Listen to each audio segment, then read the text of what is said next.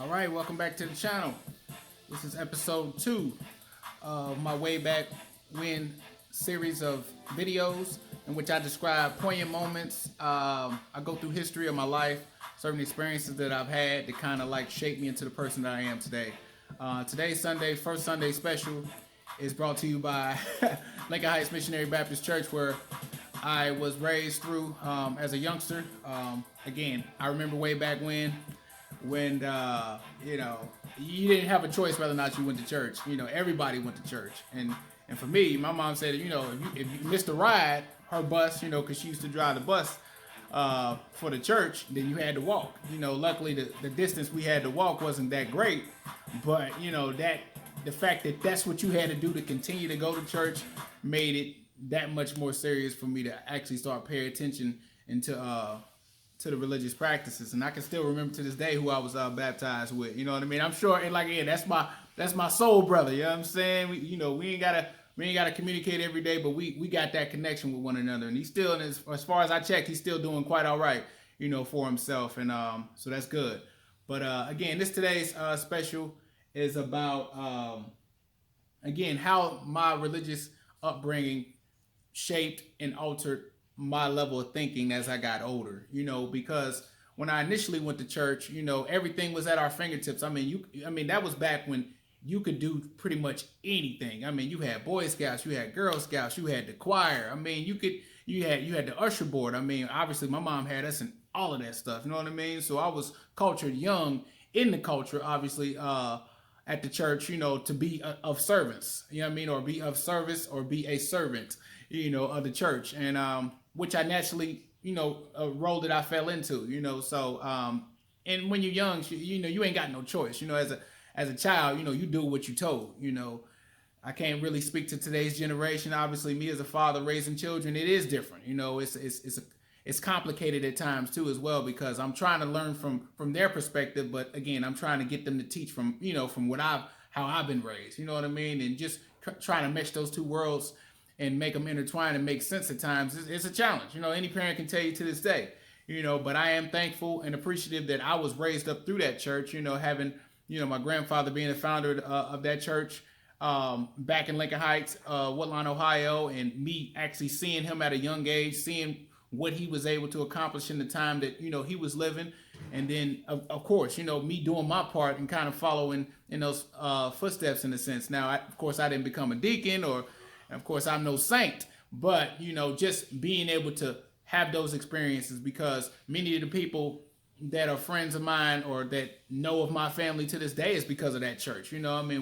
That's the bond that we really have, and the community that we lived in, because it was much tighter then and than it is now. I mean, it's still tight. I mean, people still obviously are still connected in their rights, but we've changed quite a bit over the years. So I definitely want to speak to that effect. But and again, the reason why this episode is so important to me, because I'm coming to you from a place of experience. I mean, I'm coming to you from a place of basically reflection. Having this time out here in Montana is giving me that opportunity to kind of reflect back on my life, giving me an opportunity to start this platform, giving me an opportunity to kind of share with my friends and my family, specifically my children, because these kind of stories may be difficult for me to have with them, so I tell them, hey, tune into the channel. I mean, that's episode 27, you know what I mean, or episode 3, you know what I mean, like, I may not have all the time to talk and express with them the stories and emotions and feelings that have come from my past, but hopefully through this channel they can learn a little bit more about me and you as well.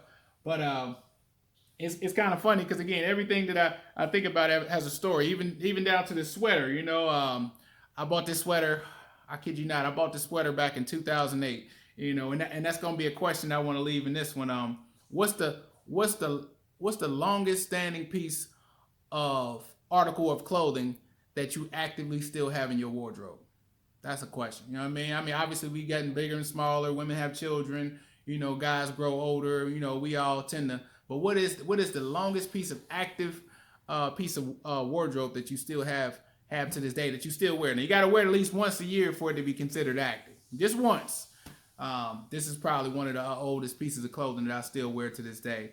And I say that because I got this sweater back when I visited California in 2008. we were getting prepared for, we were doing our workups, getting prepared for my first deployment.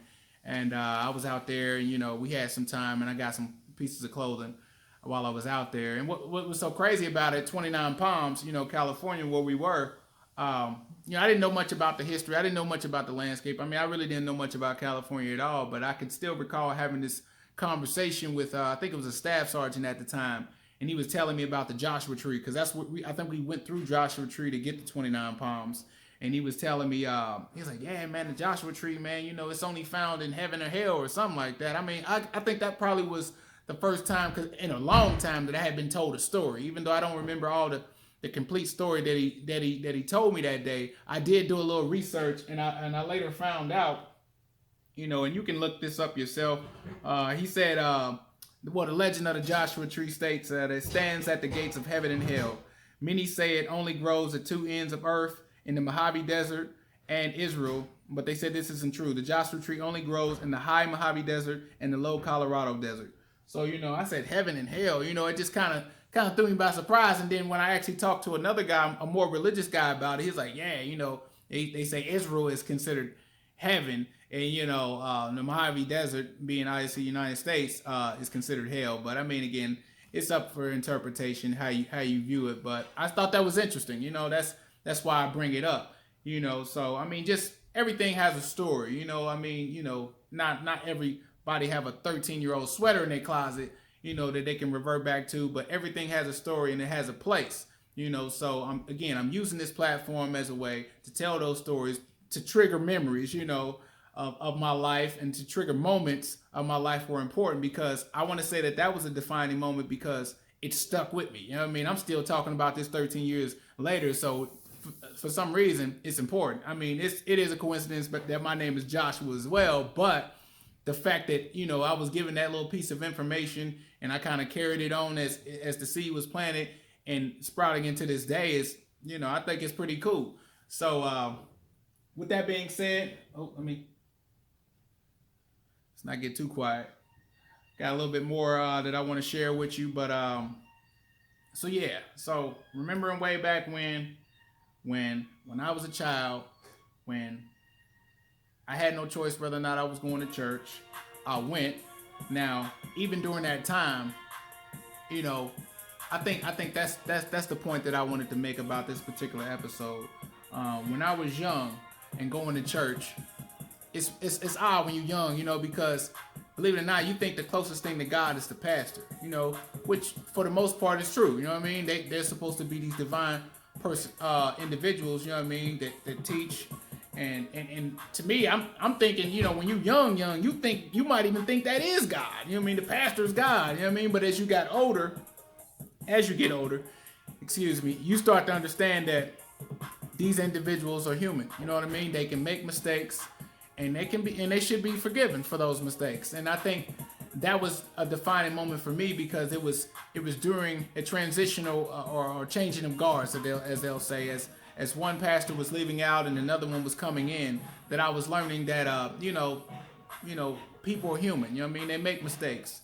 And again, I can't speak to these situations because I don't know specifics, and even if I did, I still wouldn't share, because that's not my place.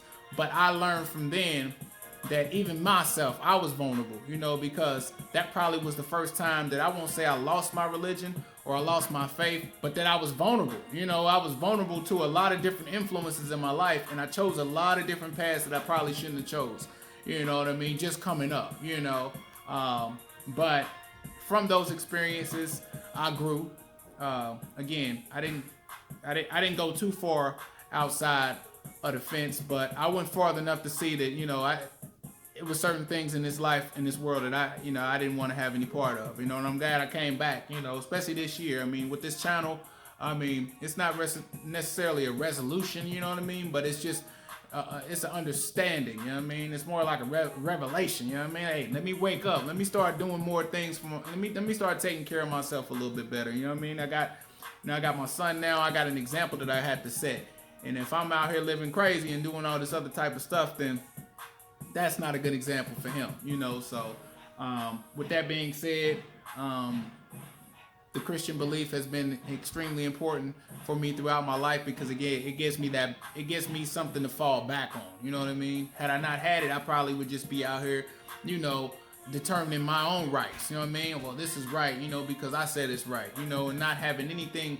to support the fact that, you know, these things that I'm doing, you know, I probably shouldn't be doing, you know. So again, as I continue to produce this content and express with y'all my experiences through life, hopefully it becomes more clear to you what type of person I had to be to become the person that I am today. You know what I mean? The type of experiences that I had to go through to understand, you know, what I need to be doing today. So with that being said, this concludes my second episode. Hopefully I didn't ramble on too long. Hopefully you were able to gather something from those stories, those little snapshots of my life, because you know, at this point I'm getting older. The details are starting to fade. So that's why I'm doing this channel now, because while I'm still kind of fresh and remember certain things that have happened in my life, I want to go ahead and get this material out there so that it can be something held. You know, if I get dementia or something, I can be like, oh man, I remember that time where I was talking about that situation. But so y'all, hey, y'all have a good Sunday. Y'all have a blessed one, and until next time. Good afternoon, good evening, and good night.